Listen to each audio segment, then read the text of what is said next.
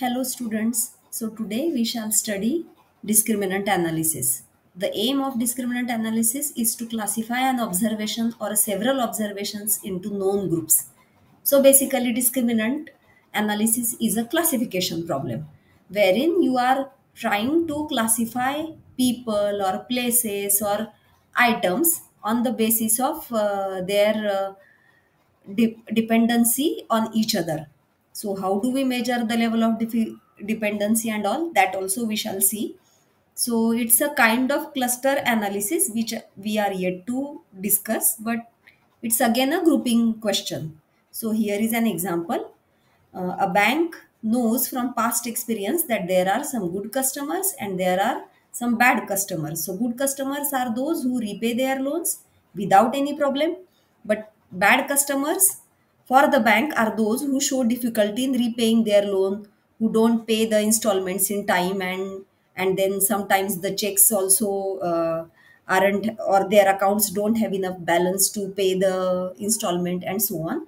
So based on the data related to the age, salary, family size, marital status, and other financial details of the bank customers, a procedure can be created to classify a new customer as either a good customer or a bad customer. So, this procedure or a rule is based on discriminant analysis. So the groups can be referred to as populations. So in general, we have say capital J populations. So let us represent them by the letter capital pi suffix J.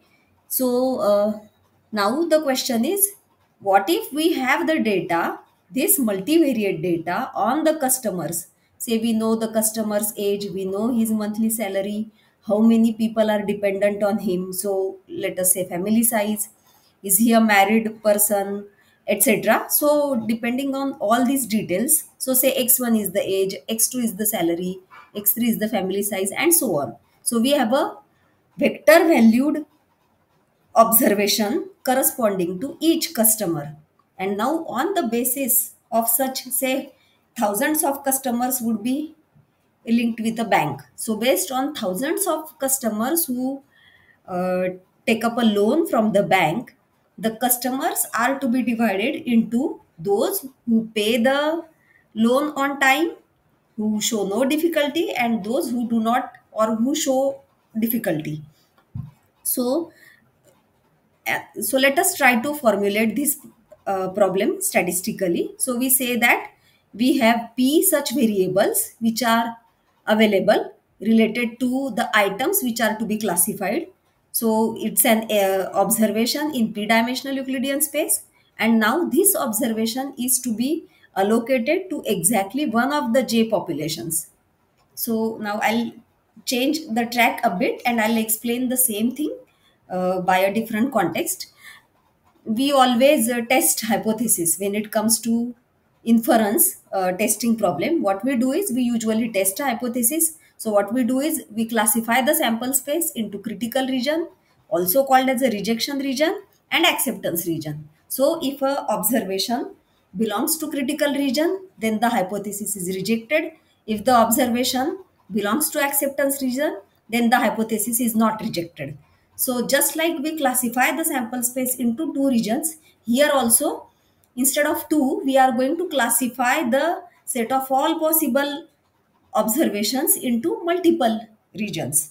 So a discriminant rule creates a partition of Rp, the p-dimensional Euclidean space, into sets Rj, where j corresponds to the jth population, such that if the new customer, the variables or the data related to new customer, that is nothing but x, if this x belongs to Rj, then x is said to be coming from the population pi j, represented by pi j. So the main task of discriminant analysis is to find good regions Rj such that the error of misclassification is small. So now obviously we have a problem in mind then. The problem is that how do we classify this p-dimensional Euclidean space into, say, if p is equal to say if we want to have three classes. So three, suppose we have three populations. So how do we classify this entire RP? Even if P is small, say 5 or 6. So how do we classify this R6 into three classes or three regions, such that if an observation is actually coming from a class, then it won't get misclassified to another class. So that's why this is called as the error of misclassification. So the regions are to be constructed or should be constructed such that this error of misclassification will be small. So let us see the problem for the populations, two populations. So the problem gets a lot of simplified if we consider just two populations. So let fjx be the density associated with population pi j. J goes from 1 to 2. So here we are more specific and we are assuming a probability model denoted by the letter fj. So that is nothing but the probability density function associated with the population pi j. Now this is obviously x here is vector valued. So here we are assuming that as the populations change, the probability distribution of these p-dimensional vectors are going to change, and we are denoting them by the letters fj. So for the first population, it will be F1. For the second population, it will be F2. So now how do we proceed further? How do we create a classification rule? That is what we are trying to see. So first classification rule or discriminant rule is maximum likelihood discriminant rule. It's very simple. Let us see what it does. So it allocates x to pi j if the likelihood related to pi j is the maximum among all the population. So for example, when we assume a probability distribution or probability density function associated with each population, indirectly we are assuming that there is likelihood function also which can be constructed using that probability density function. So likelihood function represents the chance that the observation will be coming from that particular population. So for example, if I say uh, Lj is the likelihood function for the jth population, then Lj at vector A will represent the chance that the vector A is coming from the jth population. So L1 will be the chance that the vector A is coming from the first, L2 will be the chance that the vector A is coming from the second, and so on. So now, now let us see how do we what do we mean by this. So it's like for every observation, so for a given observation, not every, but yeah, obviously for every observation, but let us assume that we have been provided an observation x, vector valued observation x, and now we can calculate the likelihood function given this observation for all the populations.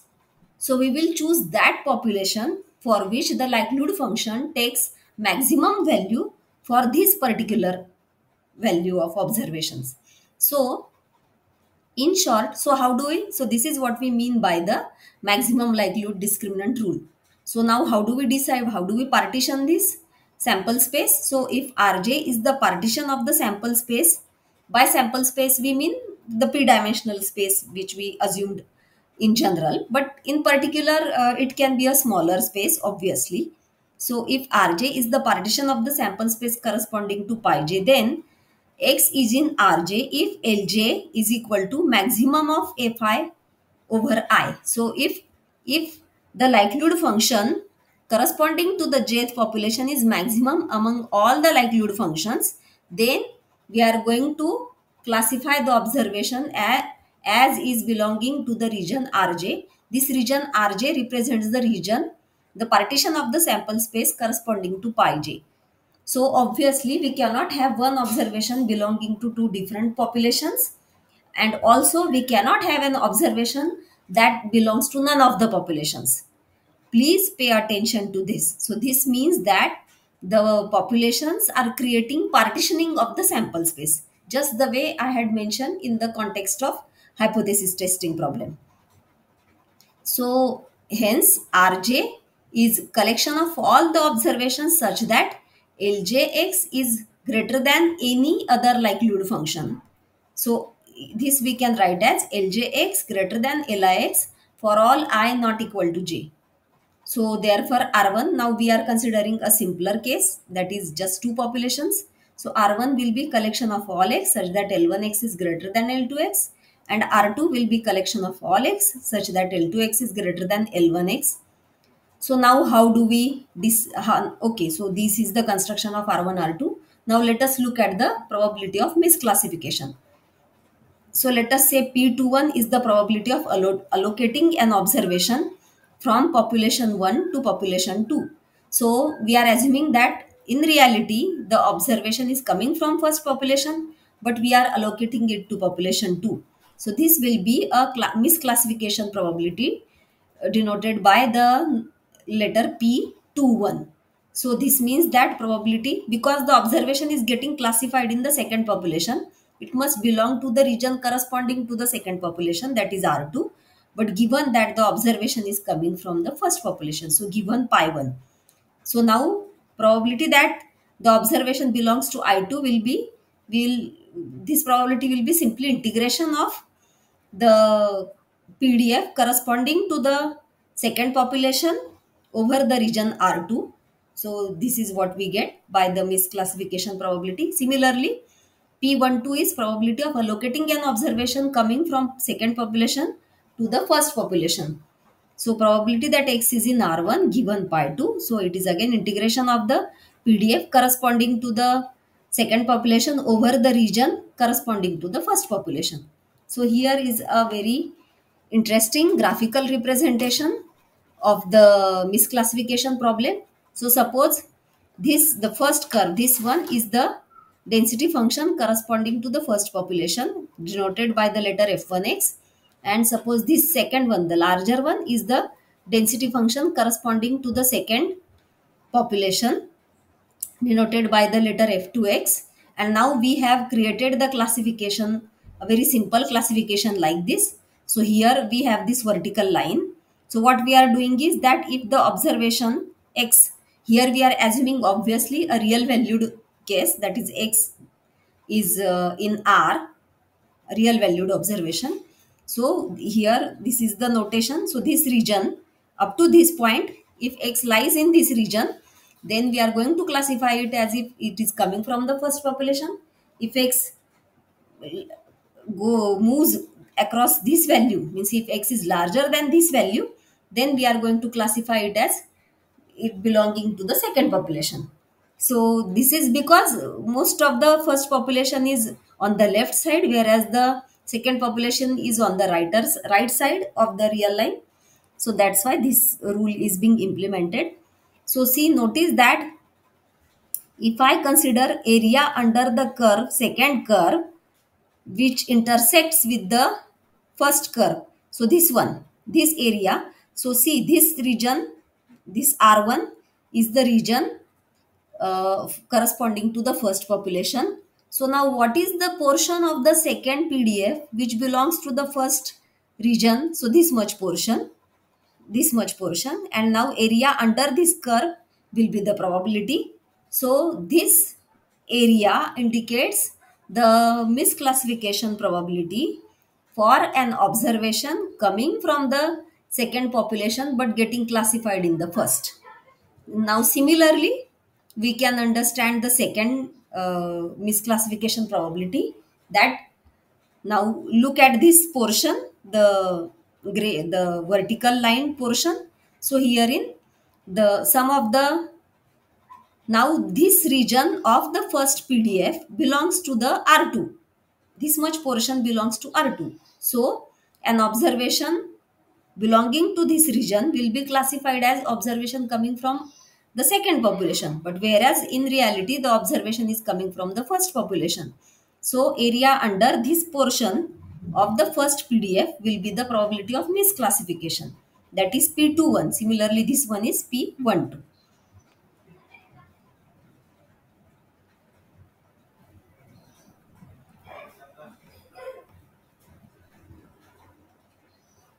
Now let us see the costs of misclassification. So now it's possible. So one way to identify the regions is we try to minimize the probabilities of misclassification, and one more way is to consider the costs associated with it. So cost can be in terms of money or in terms of the loss which will incur if a item gets misclassified. For example, the bank, if a good customer gets classified as a bad customer, then bank would actually end up losing a good customer.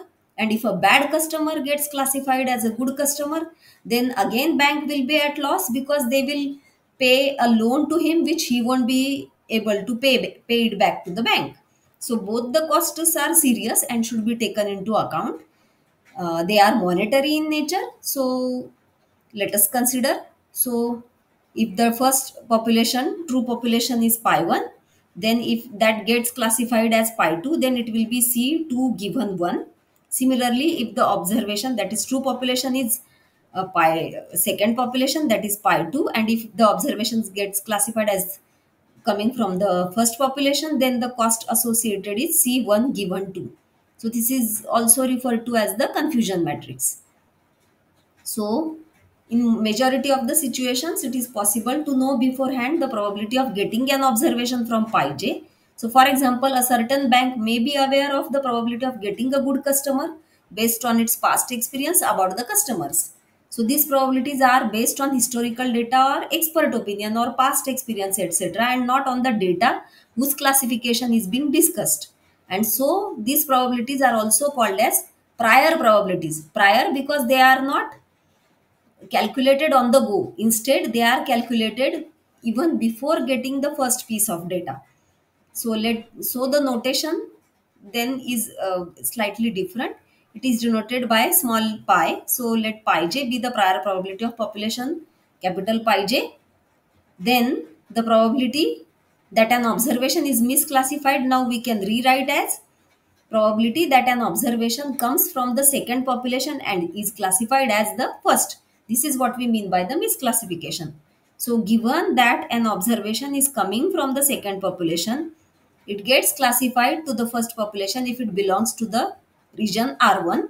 And now what is the chance that an observation will be coming from the second population? So it is probability of pi 2, which is nothing but small pi 2, and this probability we have already seen that this is p12. Similarly, probability that an observation is misclassified as pi 2, so an observation coming from pi 1 is misclassified as pi 2, will be p21 into pi 1. So the expected cost of misclassification, now once we have this, we can calculate this ECM is probability that an observation comes from the first population, it gets classified into the second population, and so this is the cost of misclassification, C2 given 1. Similarly, the second term. So this addition will give us expected cost of misclassification. So we can imagine how these calculations will hold in the example of the bank customer. So now a classification rule that minimizes the expected cost of misclassification for two populations is being stated here. So this R1, the first region, is constructed, is the collection of all the observations x such that f1x upon f2x is greater than or equal to c1 given 2 upon c2 given 1 into pi 2 by pi 1. Similarly, R2 is given like this. So let us see more about this in the next lecture.